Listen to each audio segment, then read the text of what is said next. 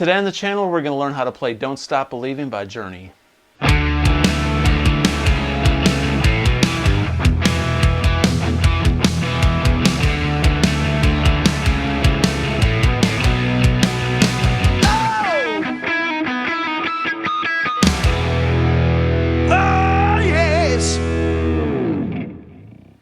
Hey everybody, welcome back to the channel. Today I'm going to show you how to play Don't Stop Believin' by Journey.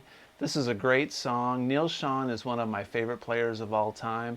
I grew up listening to Journey, and Neal Schon was the perfect guitar player that blended shredding, searing leads and melody. And as many of you already know, that just about every Journey album and song out there, every hit, is just chock full of really cool voicings, great melody, excellent vocals, and fantastic guitar playing. So without further ado, let's take a look at Don't Stop Believin'. Don't Stop Believin' is in the key of E major. Their tune is standard, all right? So the song starts off with an iconic keyboard part, and that keyboard theme kind of plays its way throughout the song. They just build on that theme, okay? So I'm going to show you how to play this. I'm not going to show you how to play the keyboard part on guitar, but I'm going to show you the chords behind that keyboard part and then how that relates to the verses. And I'm going to show you how to play the pre-chorus and the chorus, the famous introduction lick by Neal, and also the guitar solo, okay? So the guitar doesn't come in until really Neal does that super fast lick, but I'm going to show you that and the guitar solo at the end of the lesson. So if you want to know that, just skip forward a little bit. But the very beginning starts off with a keyboard player playing E major to a B major to a C sharp minor to an A major. Then the second pass through, he goes E to a B major, and then he does an E major chord with a G sharp on the bass, so it's an inversion of the E major chord up to an A major. So there's voice leading. He's got his bass note on this G sharp on the keyboard, and he's playing an E to an A major. So once again, it's E, B major, C sharp minor, A major, E major, B major, E with a G sharp on the bass to an A major. All right, cool. Now, during the pre-chorus where he does this little riff, it goes.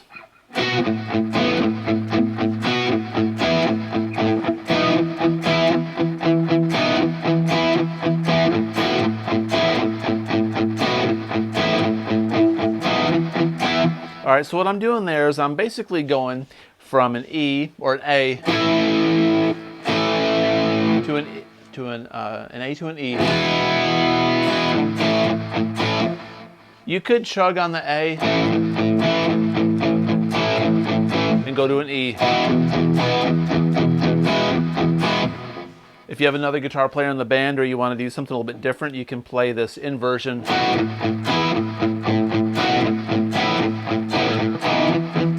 So what I'm doing there is I'm up here on the 10th and the 9th and the 11th fret on the D and the G string, and I'm playing an open A like this, and I'm letting go of the pinky, and I'm playing the A string, and the 9th fret on the D and the G.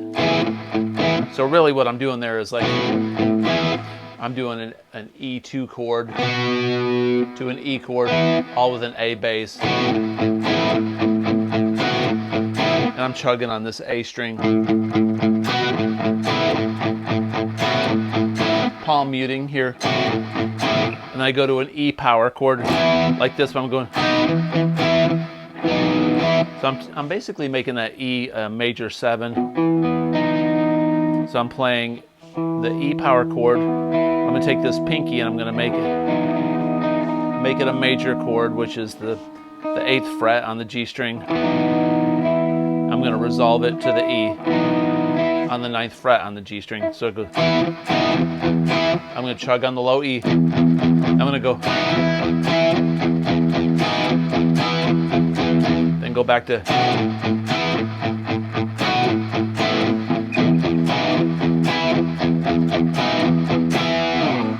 Now I've got a little bit of delay on here. I've got 200 milliseconds on the left side. I've got 400 milliseconds on the right. I've got about 27% feedback, so it echoes 3 or 4 times and fades. And I've got it blended in about 11%. I've got some stereo chorus going on and some hall reverb. With 80s rock, you gotta have delay, you gotta have chorus, you gotta have reverb. You just don't want to overdo it so that your sound gets so washed in the mix that you just can't hear the definition, right? But you can play off of those. When you truncate, you can hear that echo. Now, a lot of that stuff they did in the studio to produce it. If you want it to sound like the record, and you're playing in your house, your bedroom, and even if you replicate it live, you want to set your sound like this because it sounds cool, right? Okay, so then there's another part where it goes.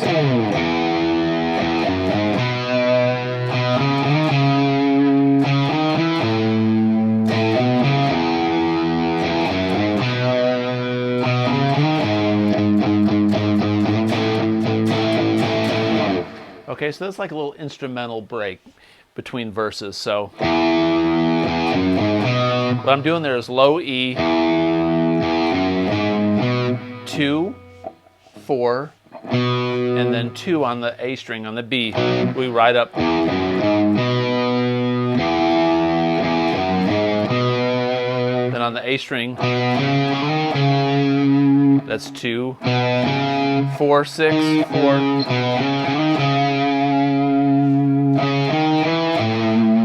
4, 6, 4, 6, 7, 5 on the A or the low E string.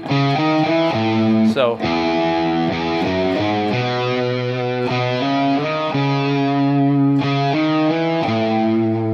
then he goes. That's 5, 7 on the low E, and then 4 on the A string. Then low E. Same thing.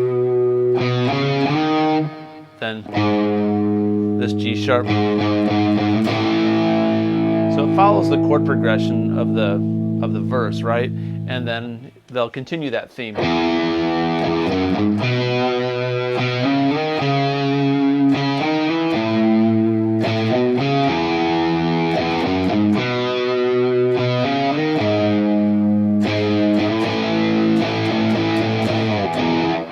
And then he goes back into.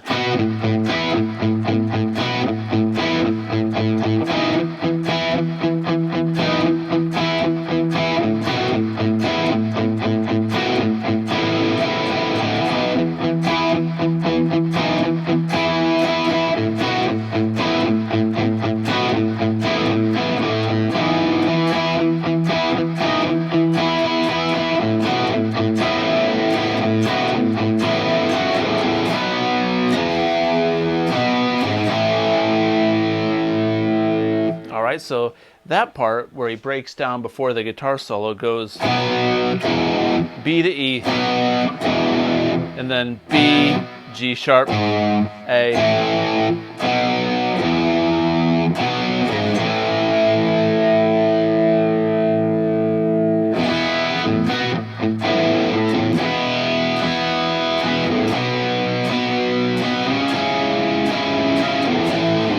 So the verse and the chorus are really the same thing. It's the E, B, C sharp, A, E, B, then G sharp, A. Okay? It's just dynamics. And that pre-chorus, that's pretty much the whole song, other than the little fill in the very beginning, that rip and fill that he does, the little cool riff right there before the guitar solo. So let's talk about that elusive lick that that Neal Schon does in the beginning. Live, you hear Steve Perry go, Neal. So so he's going to be doing this thing that sounds, I'm going to play this slowly at first.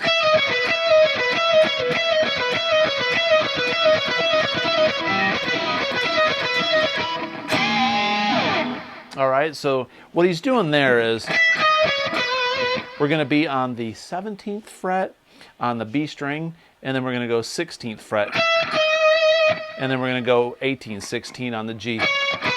So, and it's very important that you down pick everything, or down pick and up pick, alternate pick everything, I should have said.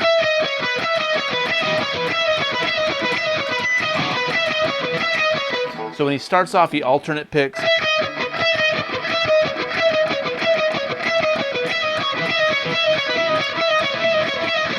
And then he switches off, he kind of hybrid picks. He alternate picks, but he does a pull off in there. But the very beginning, he starts off slow with like a palm mute, where you can hear every single note. It's kind of like each note has its own zip code. And then he starts going faster. You can go pull off. It doesn't really flow the same as if you alternate pick. So when I alternate pick, I'm going to down pick, up pick, down pick the next note on the G string, and then up pick. You can down pick and pull off, and then up pick, and then pull off like that.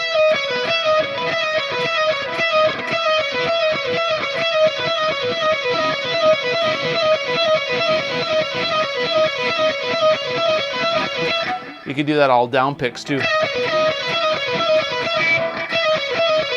There's no right or wrong way, whatever feels best for you, but Neal has this really aggressive picking pattern, and I watched him play it live. I think it's the is it Dallas or Houston? I can't remember. I can never remember which show that is where Steve's wearing that leopard print shirt. But Neal plays. I watched him play it on there, and he's going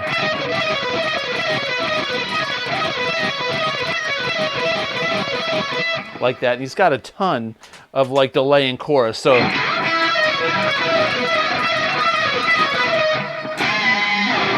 Something like that, all right? It's really hard to get that down. I mean, Neal was a monster, dude. He was crazy.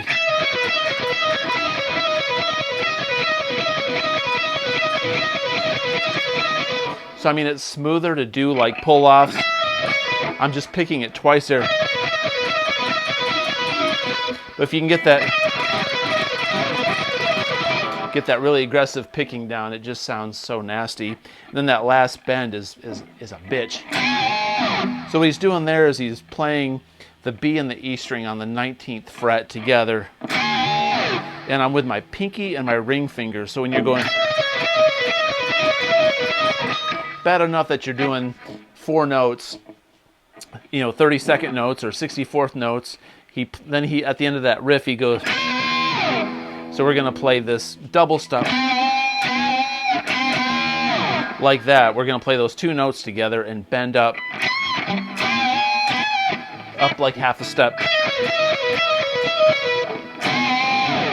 and then slide down. Okay, so that's that lick in the very beginning. Good luck with that. It is not easy, but man, if you get it right, it is a showstopper, and people will be like, man, that's just wicked. And that's your that's your moment where you're either gonna be a hero or a zero. If you don't play that lick right, everyone's gonna know it. If you play that lick right, everyone's gonna know it. So no pressure. All right, so the guitar solo, okay? Now live when I see Neal play this, he plays the solo without doing this run in the very beginning. So I'm going to show you the melodic solo, then I'm going to show you the run that he does, that I think he does anyway on the record. So when he's doing this guitar solo live, it's very melodic. We're in E major, so what he's doing is he's playing off the E major scale up here on the 17th fret, but he's going to be up here on the the major third, he's going to start out like this. I'm going to play the solo for you, then I'm going to break it down and show you note for note.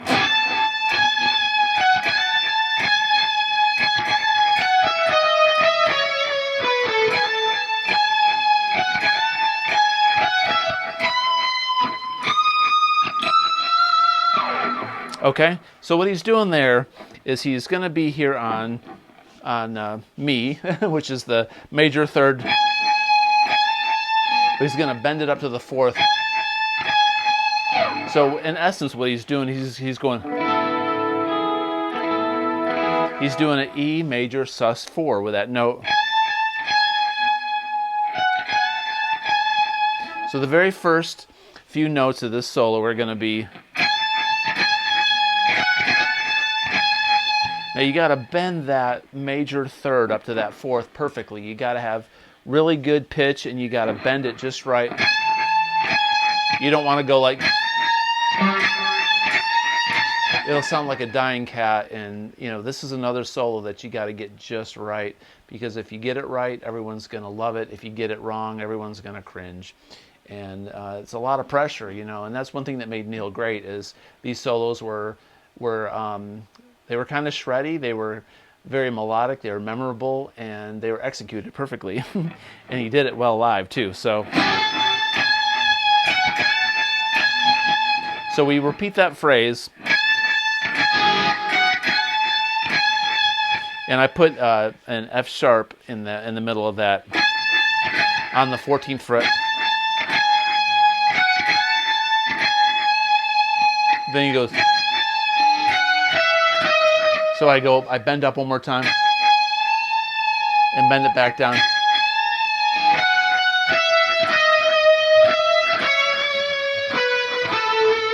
Like that, all right? So I've got the tablature on the screen so you can follow along.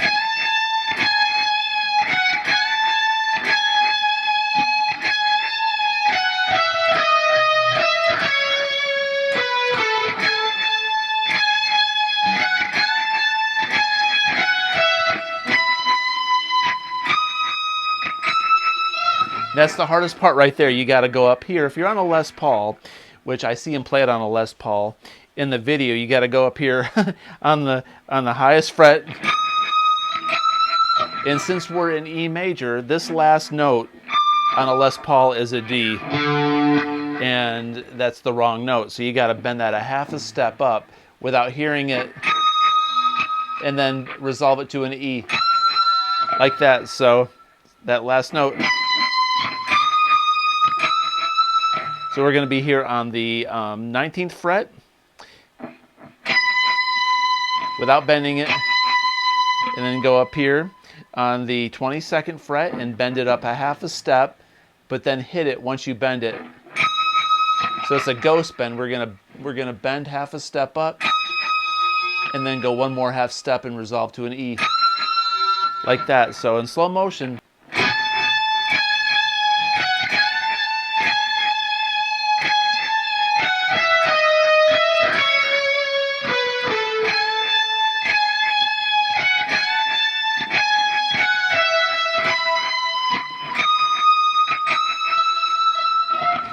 And you can't really get any extraneous string noise in there either. You really wouldn't hear that live. When you play it by yourself, you're going to hear all kinds of crap, in the background. But you got to try to eliminate as much as that as possible, because it's got to be clean.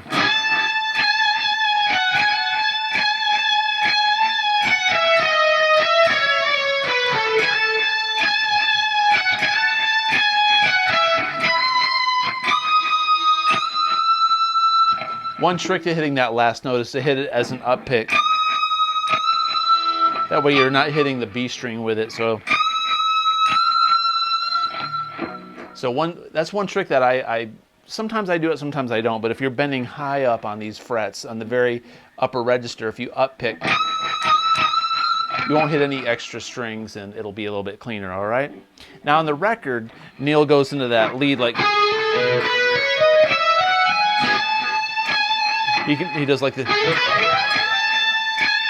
It's very hard to do. He doesn't do it live a lot. And I think I know why, because that's really hard to go. So he's doing like a triplet, diddle diddle diddle, and then bend into that note. So what I'm doing there is I'm on 13, 14, 16 on the G, then 12, 14, 16 on the B, and 12, 14, 16 on the high E. So up to speed if I can do it.